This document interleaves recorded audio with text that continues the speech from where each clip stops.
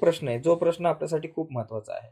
इथं काय सांगितलंय, 3.6 सेमी त्रिज्येचे वर्तुळ काढा आणि या वर्तुळाला त्यावरील कोणत्याही बिंदूतून वर्तुळ केंद्र विचारात न घेता स्पर्शिका काढा. आता वर्तुळ केंद्र काढायचं का नाही, केंद्राचा वापर न करता आपल्याला स्पर्शिका काढायची. त्रिज्या किती, 3.6.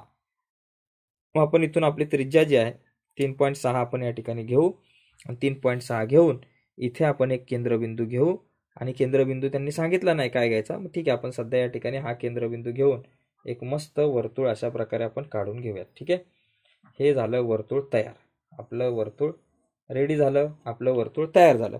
आता काय करायचं, या वर्तुळाला केंद्राचा वापर न करता, आता ह्या केंद्रबिंदूतून मगाशी जी आपण रेषा मारली होती इथे बघा, इथं काय केलं, केंद्राचा वापर केला म्हणजे हा बिंदू केंद्रबिंदू आणि केंद्रबिंदूतून अशी आपण रेषा खेचली. पी बिंदूतून स्पर्शिका काढायची होती तेव्हा इथं एम बिंदूतून स्पर्शिका काढायची म्हणजे पी एम पुढे वाढवला.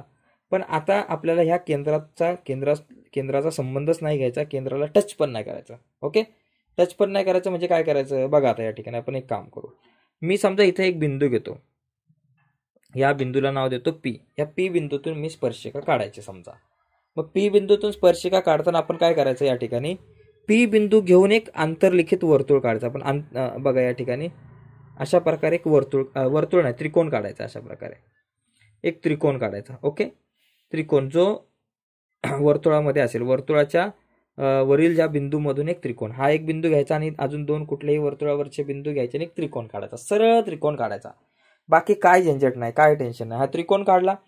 त्रिकोण काढल्यानंतर काय करायचं, एक साधं काम करायचं. हा जो पी मधून मला स्पर्शिका काढायची ना, तर हा जो कोण आहे, हा किंवा हा कुठलाही घ्या, या कोणाला एकरूप कोण इथं, आता हा जो कोण आहे ना किती मापाचा आहे तो, त्याला एकरूप कोण इथं काढायचा. तर कसं काढायचं सांगतो.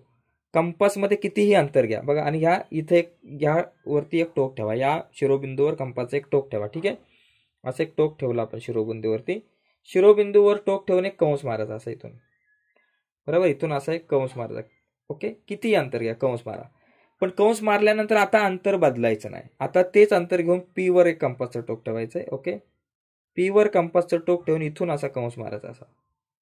ओके, इथून जो या त्रिकोणाच्या एका बाजूला टच होईल अशा प्रकारे कंस मारायचा. मारला, समजलं का तुम्हाला. पी वर कंपासचं म्हणजे इथून जो कंस मारलाय तेवढंच अंतर घेऊन पी वर कंपासचं टोक ठेवून आपण काय केलं, दुसरा कंस मारला. तो दुसरा कंस मारल्यानंतर बघा इथं मला जे दोन बिंदू मिळाले, हा एक बिंदू दिसतोय तुम्हाला आणि इथं एक बिंदू मिळाला.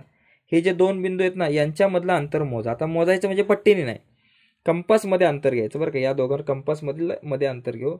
हे बघा एवढं अंतर घेतलं कंपासमध्ये, हे अंतर घेतलं.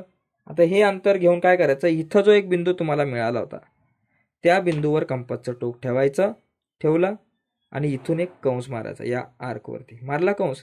हा कंस मारल्यावर हा जो तुम्हाला एक बिंदू मिळालाय, हा बिंदू आणि हा स्पर्श बिंदू यांना जोडून आपल्याला एक स्पर्शिका मिळते. ओके, इथून अशा प्रकारे केंद्राचा वापर न करता आपल्याला एक स्पर्शिका एकदम आरामात मिळून जाईल. अशा प्रकारे आपण केंद्राचा वापर न करता स्पर्शिका काढू शकतो. ओके, तर दोन स्पर्शिका आपण बघितल्या, एक केंद्राचा वापर करून आणि केंद्राचा वापर न करता. तर हे 3 प्रश्न खूप महत्वाचे होते. तर आपण आणखी काही प्रश्न या ठिकाणी बघूयात. बघा या ठिकाणी पुढचा एक प्रश्न मला